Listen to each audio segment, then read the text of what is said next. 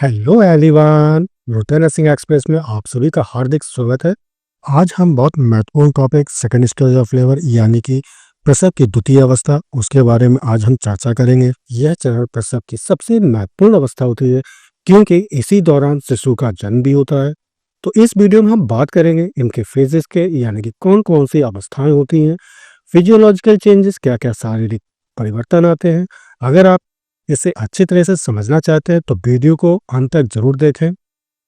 अगर वीडियो अच्छा लगे तो उसे लाइक, शेयर और रुद्र नर्सिंग एक्सपर्ट्स को सब्सक्राइब जरूर कर लें ताकि आपको नर्सिंग से जुड़े सभी महत्वपूर्ण टॉपिक्स मिलते रहें। तो चलिए सीखते हैं, समझते हैं और आगे बढ़ते हैं। तो सबसे पहले हम बात करेंगे इसकी डेफिनेशन की। Starts when cervix has fully dilated. क्या कहना चाहता है बच्चा कि हमारा सेकेंड स्टेज ऑफ लेबर बेटा कब स्टार्ट हो जाता है? तो जब आपकी सर्विक्स फुल्ली डायलेटेड हो जाती है यानी कि पूरी 10 सेंटीमीटर फुल्ली डायलेट हो जाए। And ends when baby is fully delivered. और बेटा कब खत्म होती है? जब बेबी पूर्ण रूप से उसकी डिलीवरी हो चुकी हो। ठीक है, चलिए अगला हमारा पॉइंट है second stage last for 2 hour for nullipara. ठीक है, याद रखिएगा, इंपॉर्टेंट पॉइंट है। अगर हम इस स्टेज की बात करते हैं तो ऐसी महिलाएं जिन्होंने अभी तक एक भी बच्चे को जन्म नहीं दिया तो उसको हम बेटा क्या कहेंगे? नल्लीपेरा कहेंगे। ठीक, तो जो नल्लीपेरा वुमेन्स होती है उनमें सेकेंड स्टेज ऑफ लेबर का जो टाइमिंग होती है, जो ड्यूरेशन होता है बेटा कब तक रहता है? 2 घंटे तक ये रहेगा। वहीं अगर हम बात करते हैं मल्टीपेरा का, यानी कि ऐसी महिलाएं जिन्होंने 2 या 2 से अधिक बच्चों को जन्म दिया है तो ऐसी महिलाएं हमारी क्या कहलाएंगी?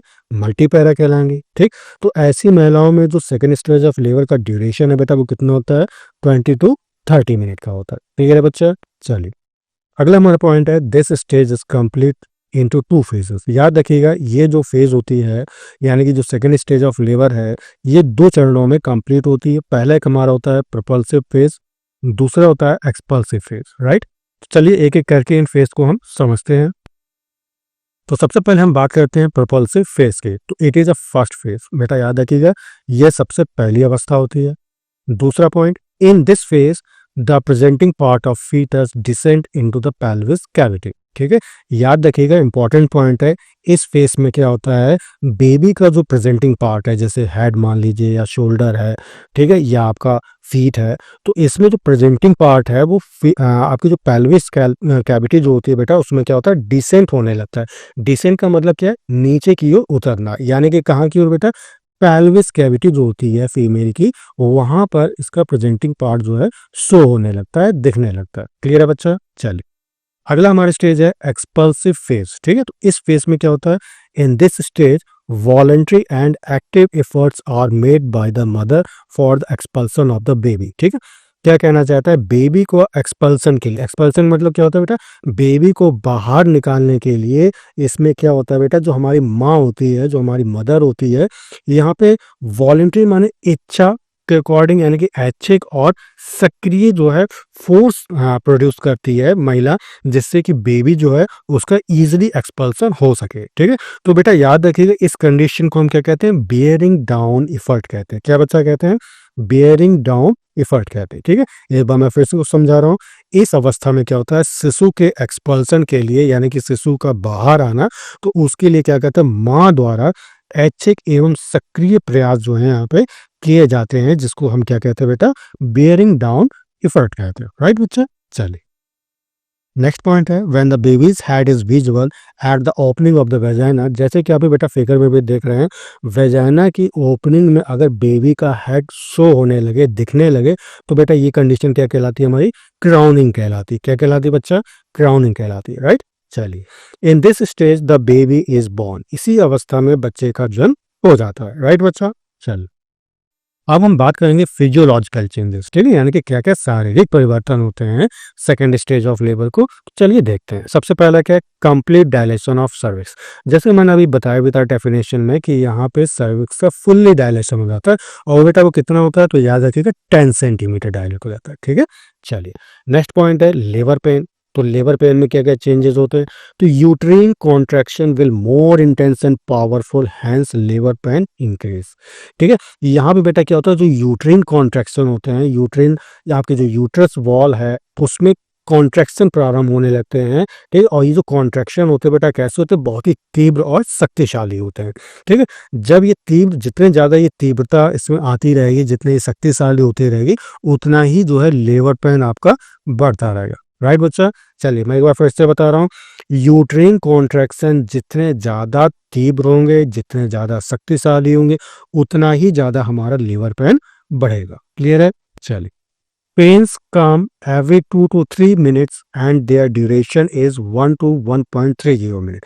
कह रहा है कि जो पेन जो आते हैं, ठीक है, इनकी जो फ्रीक्वेंसी होता है, तो प्रत्येक 2 से 3 मिनट के अंतराल में बेटा ये दर्द जो है उठता रहता है। माने कि एक दर्द उठा, ठीक, फिर 2 से 3 मिनट बाद फिर दर्द उठा, फिर ऐसे जो है 2-2 3-3 मिनट बाद दर्द उठता रहता है, ठीक।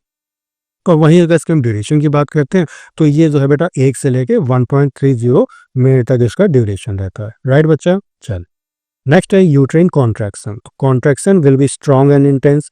जैसे कि मैंने अभी आपको बताया था, जो हमारे यूट्राइन कॉन्ट्रैक्शन होता है, यूट्रस में जो कॉन्ट्रैक्शन होते हैं वो काफ़ी ज़्यादा स्ट्रॉन्ग होते हैं और तीव्र होते हैं, ठीक है। Time period 60 to 90 second length every 2 to 3 minute. यानी कि वही चीज़ ऊपर जो मैंने आपको समझाया था, वही चीज़ इसमें लिखा हुआ है कि प्रत्येक 2 से 3 मिनट में जो है ये लेबर पेन आते रहते हैं। वहीं अगर ड्यूरेशन की बात करते हैं तो 60 to 90 सेकेंड हो जाएगा। क्लियर है बच्चा? चल, बात करते हैं descent of the uterus. Descent का मतलब बेटा क्या होता है, नीचे की ओर उतरना, ठीक, किसका, गर्भाशय का।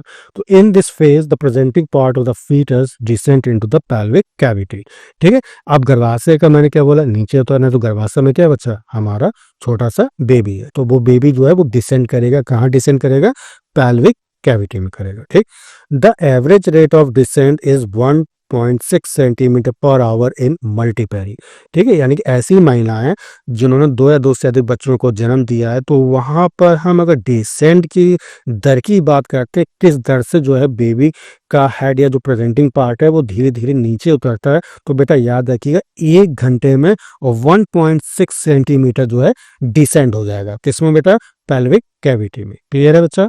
चलिए, नेक्स्ट पॉइंट है the average rate of descent is 5.4 centimetre per hour in नल्लीपेरा।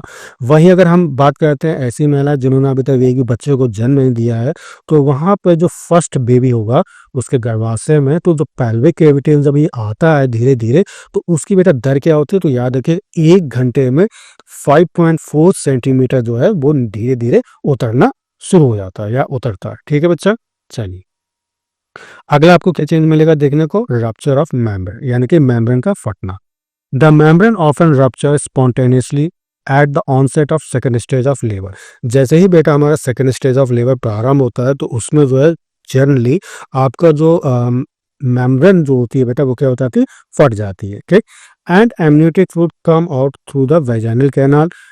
With the result of this, fetus head applies pressure on vaginal tissues which help to broad the vaginal orifice, ठीक है। क्या कहना चाहता है, याद रखिएगा, बहुत ही इंपॉर्टेंट पॉइंट है, ठीक है। तो बच्चा होता क्या है कि जैसे ही हमारी मेम्ब्रेन रप्चर होती है, तो जो एमनियोटिक द्रव है वो क्या है, वेजाइनल कैनाल के माध्यम से बाहर आ जाता है वो फ्लूइड, ठीक है। जिसके परिणाम स्वरूप क्या होता है बेटा, जो हमारा एम्ब्रियो होता है, एम्ब्रियो का जो सिर है वो वेजाइना की जो टिश्यूज होती है उस पर क्या फोर्स डालती है, ठीक है। क्यों, देखिए होता है क्या बच्चा कि जब हमारा एमनियोटिक फ्लूइड बाहर निकलता है ना, तो ये क्या होता है कि जैसे जिस फोर्स से ये बाहर एमनियोटिक फ्लूइड निकलता है, तो जो बेबी का हेड है वो वेजाइनल टिश्यू को क्या करेगा, धक्का मारेगा, उसको पुश करेगा, ठीक है। तो इससे क्या हो जाता है, वेजाइना का जो ऑर्फिस होता है, वेजाइनल ऑर्फिस हो जाता है, वो क्या होता है, चौड़ा हो जाता है। और होना भी जरूरी है, क्योंकि अगर चौड़ा नहीं होगा तो बेबी का हेड बाहर कैसे निकलेगा, राइट बच्चा। चलो, अगला हमारा पॉइंट है displacement of soft tissues of pelvis, ठीक है। पेल्विस का जो सॉफ्ट टिश्यूज होता है उनका डिस्प्लेसमेंट होना, ठीक है, ताकि हेड के और नीचे आने पर इसमें कोई इंजरी ना हो। तो क्यों बेटा पेल्विस में जो सॉफ्ट टिश्यू का डिस्प्लेसमेंट हो जाता है, क्योंकि हम जानते हैं बेटा कि यहाँ पे जो हेड है बेबी का वो धीरे धीरे डिसेंड कर रहा है, ठीक है, धीरे धीरे नीचे की ओर उतर रहा है। तो ऐसी कंडीशन में कोई इंजरी ना हो, तो वहाँ की जो पेल्विस की जो सॉफ्ट टिश्यूज होती है वो ऑलरेडी धीरे धीरे वहां से हटने लगते हैं, जिससे कि बेबी का हेड इजिली जो है बाहर निकल सके, राइट बच्चा। चलिए, नेक्स्ट है क्राउनिंग, ठीक है। तो when the babies head is visible at the opening of the vagina is called crowning. जैसे कि मैंने अभी आपको बताया था कि जब बेबी के जो वेजाइनल ऑफिस होता है वहाँ अगर बेबी का हेड हमें दिखाई दे तो बेटा ये कंडीशन क्या कहलाती है, हमारी क्राउनिंग कहलाती है, राइट बच्चा। चलिए अगले क्या है, dilation and gaping of anus, ठीक है, due to couple force of mother and deeply engaged of foetal head. यहाँ पे क्या होता है बेटा, dilation and gaping of anus. Anus में क्या होता है, बीज काफी ज्यादा डायलेट हो जाती है और उसमें गैप भी आपको देखने को मिलता है। उसका कारण क्या होता है बेटा, यहाँ पे कपल फोर्स ऑफ मदर, यहाँ पे जो है मदर का कपल फोर्स एक्ट करता है, ठीक है, जिससे क्या होता है फीटल हेड जो है काफी ज्यादा डीपली इंगेज हो जाता है, किसके साथ बेटा, पेल्विक कैविटी के साथ, राइट बच्चा। चलिए अब हम यहाँ पे समझेंगे कपल फोर्स से मतलब क्या है। चलिए अगला हमारा पॉइंट है एक्सपल्सन ऑफ फीटस, ठीक है, तो फीटस का बाहर निकालना, ठीक। तो two couples of force act for expulsion of foetus, ठीक है। मैंने अभी आपको बताया भी था लास्ट पॉइंट में कि फीटस के बाहर निकलने पर बेटा यहाँ पे दो फोर्स एक्ट करते हैं, दो फोर्स काम करते हैं। एक हमारा होता है यूट्राइन कॉन्ट्रैक्शन, ठीक, इसके द्वारा नीचे की ओर लगाया गया फोर्स, वही वॉलेंट्री फोर्स, ठीक है, ये भी नीचे की ओर लगता है। तो voluntary and active efforts are made by the mother, यहाँ पे माँ के द्वारा जो है ऐच्छिक फोर्स और सक्रिय फोर्स जो है लगाया जाता है for the expulsion of the baby, जिससे कि बेबी का एक्सपल्सन हो सके। और इस कंडीशन को बेटा हम क्या कहते हैं, बियरिंग डाउन एफर्ट कहते हैं, जो कि माँ के द्वारा लगाया जाता है। क्लियर है बच्चा। चलिए आशा करता हूँ कि टॉपिक आपको अच्छी तरह समझ में आ गया होगा। टॉपिक कैसा लगा कमेंट करके जरूर बताएं। यदि वीडियो पसंद है तो उसे लाइक करें और अपने दोस्तों के साथ में ज़्यादा से ज़्यादा से शेयर करें। तो तब तक के लिए अपना ख्याल रखें। Take care, bye bye, thank you so much.